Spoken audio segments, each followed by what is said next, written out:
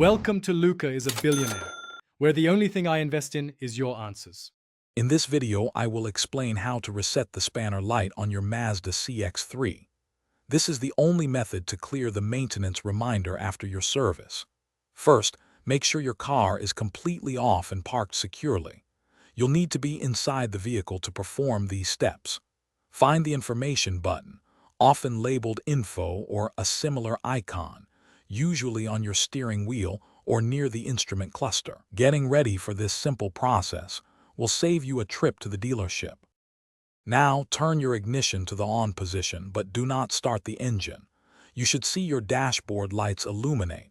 Next, press the information button repeatedly. Keep pressing it until you see the maintenance menu appear on your vehicle's display screen. This might take a few presses, so be patient. Once maintenance is visible, you are ready for the next crucial step in clearing that spanner light.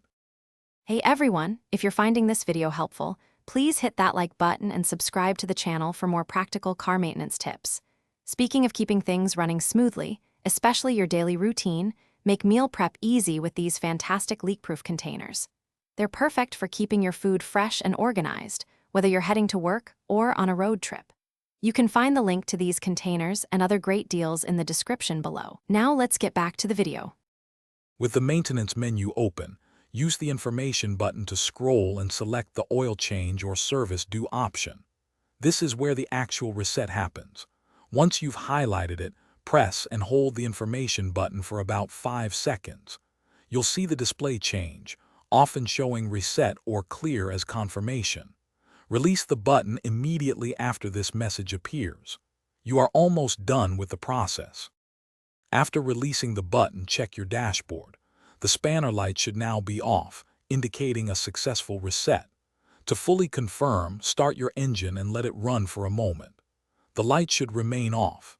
If for any reason the spanner light reappears or never went away, simply repeat the entire process from the beginning. Sometimes it takes a second attempt to get it just right, so don't worry if that happens.